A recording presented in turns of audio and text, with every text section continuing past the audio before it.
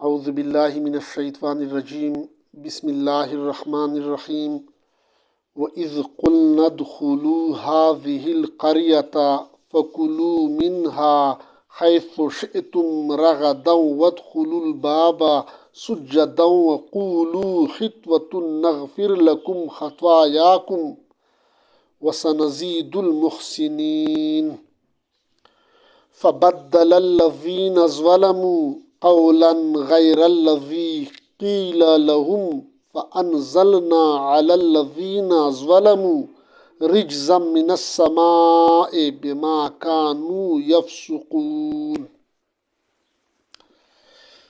Dear viewers, السلام علیکم ورحمۃ اللہ وبرکاتہ. میں نے ابھی سورہ بقرہ کی آیت نمبر 58، 58 اور 59 کی 59 کی تلاوت فرمائی.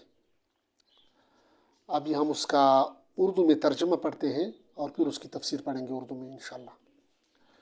چونکہ ہم نے پچھلے درس میں ذکر کیا تھا کہ سورہ بقرہ مدینہ منورہ میں نازل ہوئی، رسول پاک صلی اللہ علیہ وسلم کی ہجرت کے بعد یہ پہلی سورت نازل ہوئی.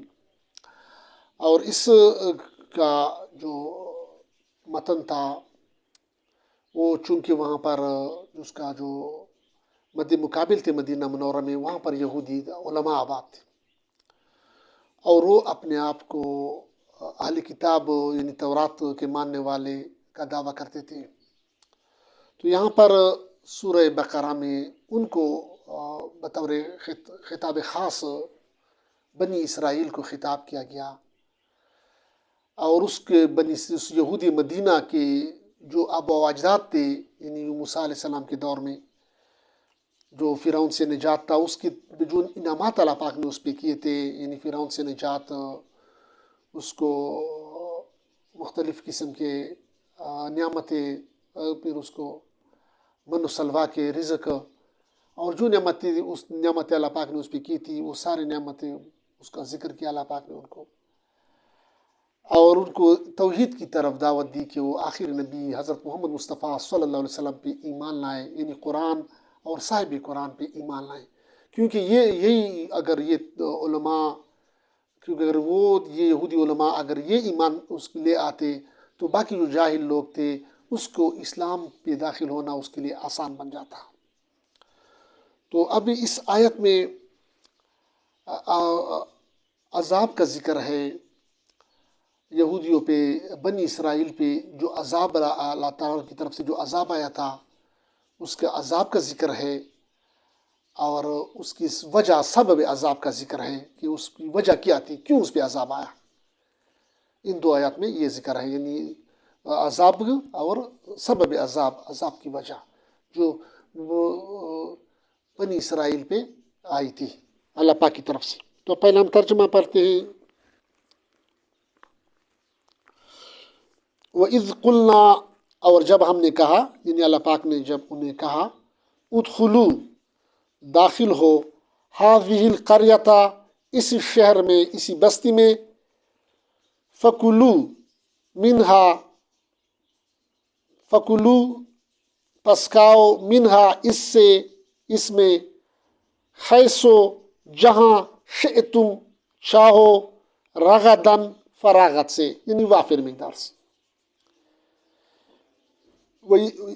اور جب ہم نے کہا داخل ہو اس شہر میں یا اس بستی میں، اور کھاؤ پیرو اس میں جہاں چاہو، فراغت سے، وافر مقدار سے. وَادْخُلُوا الْبَابَ، اور داخل ہو دروازے میں، سجداً، سجدہ کرتے ہوئے یا عاجزی کے ساتھ. وَقُولُوا، اور کہتے جاؤ، حِطْوَةٌ، بخش دے، نغفر لکم، تو معاف کر دیں گے ہم تمہارے، خطایاکم، ہم تمہارے قصور، تمہارے گناہ. نغفر لکم، تو معاف کر دیں گے ہم تمہارے، خطایاکم، تمہارے قصور، تمہارے گناہ.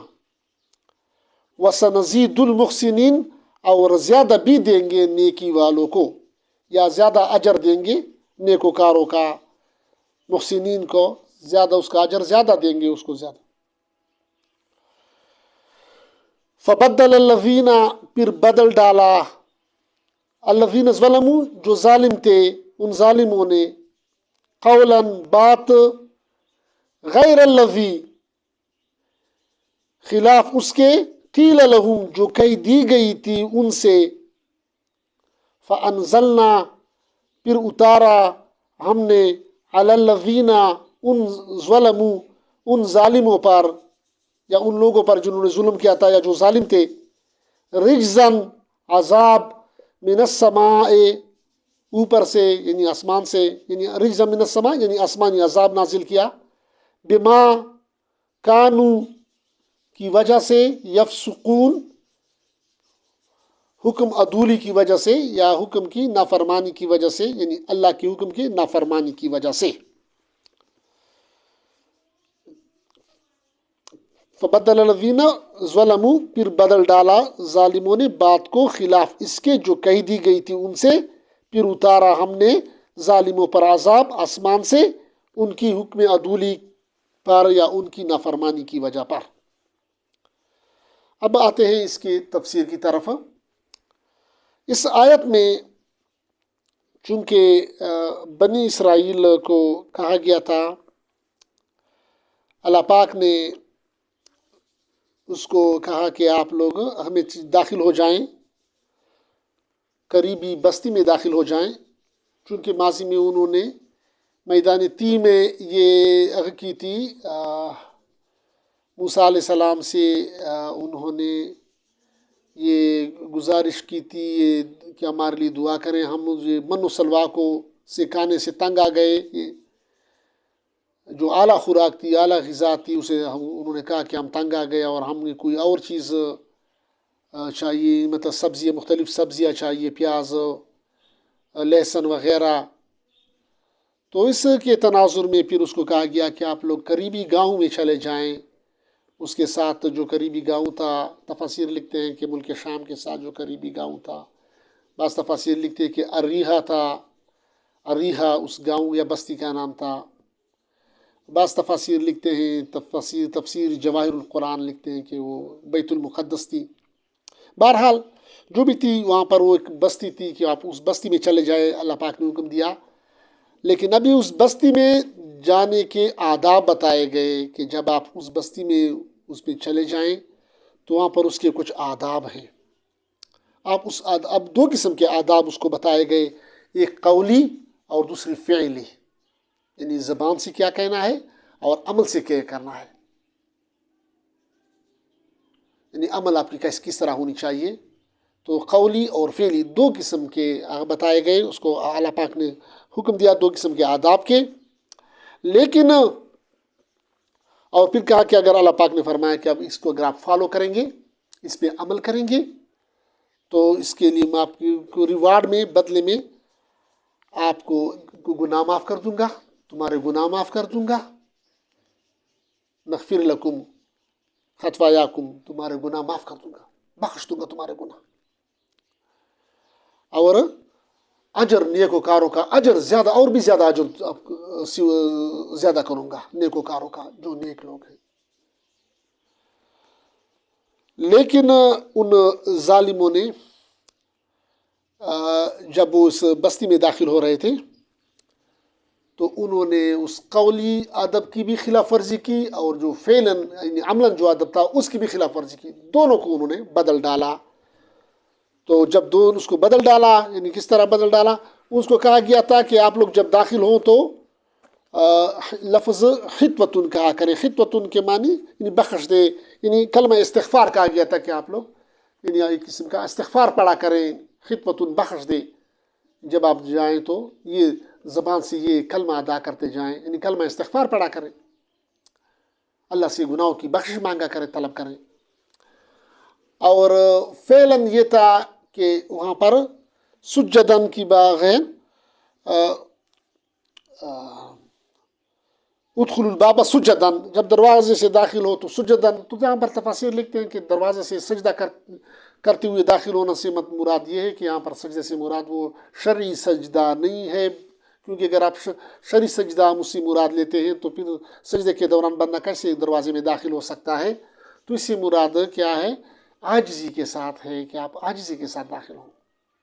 और बाज़ तफासिर लिखते हैं कि इससे मुराद ये है कि जब आप उस बस्ती में दाखिल हो जाएं तो फिर वहाँ पर उसके मस्जिद में जाकर, अल्लाह के घर में जाकर सजदा करें। तो यहाँ दोनों जो है ना यहाँ पर उससे मतलब लिए जा सकते हैं। तो यहाँ पर उन लोगों ने जो मतलब है कौलन उसको हित्वतुन का कहा था कि आप लोग ये इस्तिग़फ़ार का बख्श दे कि अल्लाह से मग़फ़िरत की दुआ ये बोलते जाएं। तो उन्होंने तमस्सुख़, उसमें जो लोग ज़ालिम थे, फ़बद्दलल्लज़ीना ज़लमू कौलन, उस कौल को, उस बात को उन्होंने बदल डाली, तब्दील कर डाली। जो उसको कहा गया था डू एज डायरेक्टेड, जो कहा गया था कि ऐसा करे, उसके वो खिलाफ चले गए। उसको कहा गया था कि खित्वतुन कहा करे, उन्होंने एक लफ्ज़ खित्वा के और हा और के बाद नून लगा लिया, हिन्वतुन लगा लिया। तफसीर लिखते हैं कि उन्होंने हिन्वतुन कह दिया, यानी तमस्सुख़ यानी मजाक के तौर पर खित्वतुन की बजाय हिन्वतुन कहने लगे। और हिन्वतुन की फिर मानी फिर उलट बन जाती है, उसकी मानी फिर गला और दाना बन जाते हैं। क्या में ग़िज़ा और गले चाहिए। खित्वतुन की मान्यता कि अल्लाह में बख्श दे, कलमा इस्तिग़फ़ार था, और हिन्वतुन की मानी बदल गई कि उसके मानी हमें गला चाहिए, हमें सब दुनियावी आसाइश चाहिए, हमें नऊज़ुबिल्लाह अल्लाह से माफ़ी हमें नहीं चाहिए, नऊज़ुबिल्लाह। तो इस तरह उन्होंने तमस्सुख़ के तौर पर उस ज़ालिमों ने उस कौलन जो कहा गया था डू एज डायरेक्टेड वाली, उसकी जो उसको व्हाट टू से, आपने जो कहना था उसकी बजाय उन्होंने कुछ और कहना कहा। खित्वतुन की जगह हिन्वतुन कहा, माफ़ी की जगह हमें अल्लाह में माफ़ फरमा, इसकी बजाय उन्होंने कहा हमें गला चाहिए। और जो फ़ेलन उसको कहा गया था कि आप आजिज़ी के साथ दाखिल हो जाएं, तो उन्होंने आजिज़ी के बजाय उन्होंने उसकी है कि बजाय उस तकब्बुर के साथ और अकड़ाते हुए दाखिल होते गए। तकब्बुर के साथ चलते हुए अकड़ कर चलना, इस तरह चलते गए। तो इन्होंने जब दोनों की खिलाफ वर्जी की तो जुल्म किया, तो अल्लाह पाक ने उस पर अज़ाब नाजिल किया, और रिज्ज़म मिनस समा, आसमानी अज़ाब उन पर नाजिल किया। आसमानी अज़ाब यानी तफासिर लिखते ताउन का मरज़ उस पर नाजिल किया, और उनको बहुत से जो ज़ालिम में से बहुत से जिन्होंने जुल्म किया था, वो इस ताउन की मरज़ की वजह से वो मर गए। उसको अल्लाह पाक ने इस अज़ाब में मुब्तला कर दिया। तो ये था इसका मुख्तसर खुलासा मैंने बयान किया। यहाँ पर अगर हम देखें कि इन दो आयतों में अज़ाब का जिक्र है और सबब अज़ाब का जिक्र है कि अज़ाब की वजह क्या थी, और इस बयान किस वजह से बयान किया जा रहा है, ये हमारे लिए बयान किया जा रहा है। क्योंकि कुरान जो है ना क्या है, ज़िंदा किताब है, ये अलाब हुदल लिन्नास है, हुदल लिलमुत्तकीन है, ये क़यामत तक आने वाले तमाम इंसानों के लिए हिदायत का ज़रिया है। ये ज़िंदा किताब है, ये कोई ऐसी किताब नहीं है जिस तरह हमारी कोई साइंस की किताब होती है, फिर 4-5 साल के बाद वो एक्सपायर हो जाती है, कोई नई तहकीकात आ जाती है, नई रिसर्च आ जाते हैं, तो पुरानी रिसर्च क्या हो जाती है, वो एक्सपायर हो जाती है। कुरान ऐसा नहीं है, कुरान ज़िंदा किताब है, और चैलेंज कुरान ने दिया है कि इसके मुकाबले अगर किसी को इसके बारे में शक है तो इसके मुकाबले में ऐसी जामे, ऐसी मुदल्लिल किताब लेकर आए। और अभी तक दुनिया जो है ना वो कासिर है उसकी मुदल्लिल ऐसी कि हमें किताब लाने में, उसकी मुकाबले किताब लाने में। ये जो कुरान ने जो मुशरिकीन मक्का को जो चैलेंज किया था, वो अभी भी वो चैलेंज उसी जगह पे मौजूद है, कोई उसका मुकाबला नहीं कर सकता। तो ये कुरान जो है ना ये जिक्र कर रहा है बतौर इबरत, यानी अभी भी बतौर इबरत, इस वाक़े को हमारे लिए बतौर इबरत है, और उस वक्त बतौर नुज़ूल के वक्त ये यहूदी मदीना के लिए इबरत था कि आप तुम्हारे जो अब्बा व अजदाद थे उन लोगों ने बनी इसराइल जो हज़रत मूसा अलैहिस्सलाम के दौर में जो यहूदी थे, उन्होंने जो कब की बात नहीं मानी, अल्लाह के हुक्म की नाफरमानी की, तो उसको अज़ाब में मुब्तला किया। तो आप लोग इससे इबरत पकड़े, अल्लाह जो आकाम देता है करने के लिए और कहने के लिए, आप लोग उसी तरह वो उसी के मुताबिक करें जो जिस तरह आपको बताया जाता है, और अगर नहीं करेंगे तो आपका अंजाम अज़ाब होगा। अज़ाब में आप अल्लाह की तरफ से अज़ाब की पकड़ होगी। तो यहाँ पर उन्होंने अपनी तरफ से वो जो कलमा खित्वतुन का कहा गया था, उनमें एक लफ्ज़ का इजाफ़ा, नून का इजाफ़ा करके खित्वतुन कहा, तो उस पर अज़ाब आ गया। और अल्लाह ने उसको कलमा बताया था कि आप लोग बख्शिश की, यानी कलमा इस्तिग़फ़ार का कहा था, खित्वतुन का कहा कि आप खित्वतुन कहा करें। और इस कलमे के फ़ज़ाइल ये हैं کہ ایک آپ کو جو گناہ ہے جرم ہے اس کے لیے عفو درگزر اللہ پاک اس کو بخش دے گا، عفو کر دے گا، درگزر کر دے گا آپ کے گناہوں کے ساتھ. اور دوسری آپ پر یہ نعمت ہوگی کہ جو نعمتیں ہیں اللہ پاک کی نعمتیں ان میں مزید اضافہ کرے گا. وَسَنَزِيدُ الْمُحْسِنِينَ، اس میں مزید اضافہ کرے گا. لیکن اب ان لوگوں نے، ان ظالموں نے تحریف کی، تبدیلی کی اللہ کے کلمے میں. جو کلمہ اس کو کہا گیا تھا اس میں تبدیلی کی، اس میں ایک حرف کی تبدیلی کی، خِنْتَوَةٌ کی بجائے خِنْتَوَةٌ کہا، اور بطور تمسخر تو اس کے مسخرہ کے طور پر اس کا، اور وہ خِنْتَوَةٌ کی جگہ خِنْتَوَةٌ کہتے گئے، جس کی وجہ سے اس کا پورا معنی تبدیل ہوا. پہلے خِنْتَوَةٌ کا معنی تھا کہ معافی دے ہمیں، یا اللہ ہمیں بخش دے، یعنی وہ کلمہ استغفار تھا. لیکن انہوں نے اسے خِنْتَوَةٌ بنا دیا، جس کے معنی تھی کہ ہمیں غلہ چاہیے، غلہ یا دانہ چاہیے، تو بطور تمسخر. تو یہ تھا ان لوگوں کا جو ہے نا اس کی بیک گراؤنڈ یا اس کی واقعے کی جو ہے نا، اس طرح انہوں نے اللہ کے حکم کی خلاف ورزی کی تھی، اور پھر اس پہ اللہ پاک نے عذاب نازل کیا. تو یہ تھا بطور عبرت واقعہ ذکر ہے. یہ قرآن ہمیں آج کے مسلمان کے لیے، آج کے انسان کے لیے، پرٹیکولرلی آج کے مسلمان کے لیے یہ ایک پیغام دے رہا ہے. قرآن قرآن ہم سے مخاطب ہے. ہم قرآن کے ماننے والے ہیں، مسلمان ہیں. ہم یہ دعویٰ کرتے ہیں کہ مسلمان ہیں، ہمارا ایمان ہے کہ قرآن اللہ کی کتاب ہے، اور رسول پاک صلی اللہ علیہ وسلم خاتم النبیین ہیں، اور صحابہ کرام رضی اللہ تعالیٰ عنہم اجمعین وہ معیار حق ہیں.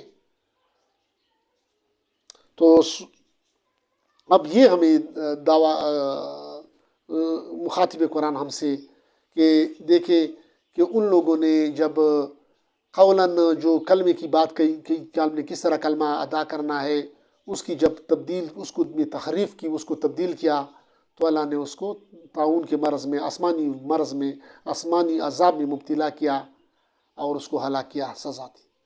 اور فعلاً اس کو کہا گیا تھا کہ آپ لوگ سجدہ کریں وہاں پر، یا عاجزی کے ساتھ داخل ہو جائیں، لیکن وہ اکڑاتے ہوئے چلے. تو انہوں نے فعلاً بھی اللہ کے حکم کے خلاف کیا، تو اس پہ عذاب آ گیا. تو یہ ہمیں سبق دے رہا ہے کہ اگر آپ اللہ کے حکم کی، جس طرح اللہ اور اللہ کے رسول صلی اللہ علیہ وسلم نے آپ کو بتایا ہے، یعنی قرآن و سنت، جس طرح آپ کو کہا جا رہا ہے کہ آپ نے زندگی کیسے گزارنی ہے، آپ نے ہاؤ ٹو بیہیو، آپ نے کہاں پہ کیسے آپ نے روزگار کے لیے جانا ہے، جاب کے لیے جانی ہے، اس یونیورسٹی میں جانا ہے، تو وہاں پر آپ نے کس طرح بیہیو کرنا ہے، تجارت کرنی ہے تو کیسے کرنی ہے، یعنی مسجد میں جانا ہے تو مسجد کی کیا آداب ہے، اس طرح گھر میں جانا ہے تو گھر میں کیا آداب ہے. یہ نہیں ہے کہ آپ صرف اسلام کو صرف یہاں تک محدود کریں کہ بس 5 وقت کی نماز میں مسجد میں چلا جاؤں گا، وہ نماز پڑھ لوں گا، سجدہ کر لوں گا، اور باقی پھر مسجد سے باہر نکل کر یا نماز سے فارغ ہو کر پھر آپ کی مرضی ہے، پھر آپ جو کریں آپ آزاد ہیں. نہیں، ایسا نہیں ہے. مسلمان کی جو زندگی ہے وہ کیا ہے؟ حدیث شریف ہے نا، الدنیا سجن المؤمن و جنت الکافر. دنیا مومن کے لیے قید خانہ ہے اور کافر کے لیے جنت ہے. مومن کے لیے قید خانہ اس طرح ہے کہ وہ ہر 24 گھنٹے اس کی زندگی ایک قسم کی قیدی کی زندگی ہوگی. اس طرح قیدی آزاد نہیں ہوتا، وہ اپنے نفس کا غلام نہیں ہوتا. وہ جو نفس میں آ جائے، جیسا جی میں آ جائے اسی طرح کر بیٹھے، اس طرح وہ قیدی نہیں کر سکتا. اس کے لیے پرٹیکولر ٹائم ٹیبل ہوتا ہے کہ اس ٹائم پہ آپ نے اٹھنا ہے، اس ٹائم پہ آپ نے سونا ہے، اس ٹائم پہ آپ نے یہاں پر حاضری لگانی ہے، اس ٹائم پہ آپ نے یہ کرنا ہے، وہ کرنا ہے، ایسا لباس پہننا ہے، ایسا کرنا ہے. یہ سارا اس کے لیے قیدی کے لیے کیا ہوتے ہیں؟ گائیڈ لائنز ہوتے ہیں. تو اسی طرح ایک مسلمان کے لیے 24 گھنٹے کی زندگی، اس کے لیے گائیڈ لائن دی گئی ہے، وہ قرآن و سنت کی شکل میں. رسول پاک صلی اللہ علیہ وسلم قرآن پاک میں اللہ فرما رہا ہے، لَقَدْ كَانَ لَكُمْ فِي رَسُولِ اللَّهِ أُسْوَةٌ حَسَنَةٌ. بے شک یقیناً تمہارے لیے رسول پاک صلی اللہ علیہ وسلم کی زندگی بہترین نمونہ ہے. یعنی آپ نے جو کرنا ہے وہ قرآن کے مطابق کرنا ہے، کہ جو عمل نبی پاک صلی اللہ علیہ وسلم نے جس طرح کیا ہے، یعنی سنت کی پیروی کرنی ہے. اسی میں کامیابی ہے. ابھی اگر ہم دیکھیں یہ ہمارا حال کیا ہے، ہم اگر اپنے گریبان میں جھانک کر دیکھیں، اپنے آپ سے، اپنے دل سے مخاطب ہو کر دل سے پوچھ لیں، اپنا محاسبہ کر لیں کہ کیا ہماری جو 24 گھنٹے زندگی ہے وہ اللہ اور اللہ کے رسول صلی اللہ علیہ وسلم کے بتائے ہوئے طریقوں کے مطابق میری زندگی اس کے مطابق ہے یا اس کے خلاف ہے. اگر اس کے مطابق ہے تو پھر تو اللہ کا وعدہ ہے کہ اللہ کی جو ہے نا مومنین کی مدد کرے گا. سورہ روم میں اللہ تعالیٰ فرماتا ہے کہ ہم پر یہ لازم ہے کہ ہم مومنین کی مدد کریں گے. سورہ روم میں اللہ پاک فرماتا ہے کہ ہم پر یہ لازم ہے کہ ہم مومنین کی مدد کریں گے. اس کی مومنین کی جو مدد کرنا، اس کو امداد کرنا ہم پر لازم ہے. سورہ روم میں اللہ پاک فرما رہا ہے کہ تو اس طرح اگر کوئی پھر اس کے خلاف کرے گا تو پھر اس کی طرف اللہ کے عذاب ہے، جس طرح ابھی اس آیت میں بطور عبرت ہمارے لیے ہے. ابھی اگر ہمارے اعمال کو دیکھیں، ہماری قولن کو دیکھیں، ہمارے قول، اللہ پاک فرما رہا ہے کہ آپ سچ بولیں، جھوٹ نہ بولیں. تو ہم دیکھیں ہم سچ زیادہ بولتے ہیں یا جھوٹ زیادہ بولتے ہیں. ہمارا لباس کیسا ہونا چاہیے، ہمارا چہرہ کیسا ہونا چاہیے. چہرہ رسول پاک صلی اللہ علیہ وسلم تمام انبیاء کرام کے، حضرت آدم علیہ السلام سے لے کر حضرت محمد آخر خاتم النبیین حضرت محمد مصطفیٰ صلی اللہ علیہ وسلم تک تمام پیغمبروں کی داڑھی مبارک تھی. قرآن آیت ہے کہ تمہارے لیے بہترین نمونہ، نبی صلی اللہ علیہ وسلم تمہارے لیے بہترین نمونہ ہے. میں کیسے اپنے آپ کو سنواروں، تو بہترین کس کو فالو کروں؟ قرآن کہہ رہا ہے کہ اللہ کے نبی کو فالو کرو. تو اللہ کے نبی کی داڑھی مبارک تھی. تو ابھی ہم کیا بطور ہم مسلمان کہتے ہوئے ہم کیا کرتے ہیں کہ نہیں، ہم کفار کے ساتھ مشابہت کرتے ہیں، داڑھی کی شیو کرتے ہیں. تو یہ کیا اس کا نہیں ہے، تمسخر نہیں ہے اس قرآن کے ساتھ، تمسخر نہیں ہے. کیا ہم نبی صلی اللہ علیہ وسلم کو ماننے والے ہیں؟ یعنی نبی صلی اللہ علیہ وسلم کی سنت کے خلاف کرتے جا رہے ہیں. اس طرح لباس ہے، اس طرح اعمال ہے. اللہ فرماتا ہے کہ آپ حلال رزق کماؤ. حلال رزق کمانا عبادت ہے. تو ہماری کیا معاملہ تجارت ہے وہ حلال ہے یا حرام ہے؟ کیا اس میں کرپشن ہے یا نہیں ہے؟ کیا اس میں رشوت خوری ہے یا نہیں ہے؟ اللہ فرماتا ہے کہ حلال رزق کو میں زیادہ کرتا ہوں. کرپشن کو اللہ کے حکم کی خلاف ورزی ہے. چوری، ڈکیتی، کرپشن، کسی کا حق غصب کرنا. اس طرح اللہ فرماتا ہے انصاف کرو. آپ کرسی پہ بیٹھے ہیں، آپ جج ہیں، آپ بادشاہ ہیں، آپ صدر ہیں، آپ چیف جسٹس ہیں، آپ کسی بھی ادارے کے سربراہ ہیں، آپ وائس چانسلر ہیں. تو اللہ آپ سے فرما رہا ہے عدلو، عدل کرو. اس طرح سورہ نساء میں اللہ فرما رہا ہے کہ حاکم کی ذمہ داری ہے کہ حقدار کو اس کا حق اس کے گھر پر کی دہلیز پہ پہنچائے گا. یہ نہیں کہ حقدار در بدر اس کی دہلیز در بدر کی ٹھوکریں کھائے گا اپنے حق مانگنے کے لیے، وہ روڈوں پہ، سڑکوں پہ، دروازوں پہ، دفتروں کے چکر لگائے گا. نہیں نہیں نہیں، یہ مسلمان حاکم کی ذمہ داری ہے کہ اس کی حقدار کو اس کا حق اس کے گھر کی دہلیز پہ پہنچائے گا. تو کیا ہم اس کو فالو کر رہے ہیں؟ کیا ہمارے جو اداروں کے سربراہ ہیں وہ ایسا کرتے ہیں؟ حقدار کو حق میرٹ کی بنیاد پہ دیتے ہیں، یا وہ رشوت، کرپشن یا اقربا پروری سے لیتے ہیں، کام لیتے ہیں؟ اس طرح اور بھی بہت سے جو ہے نا، آپ اپنی زندگی کا محاسبہ کر لیں. اللہ فرما رہا ہے کہ میرے ساتھ کسی کو شریک نہ کرو.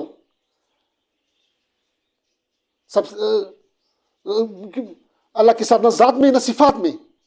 لم یلد ولم یولد ولم یکن لہ کفوا احد.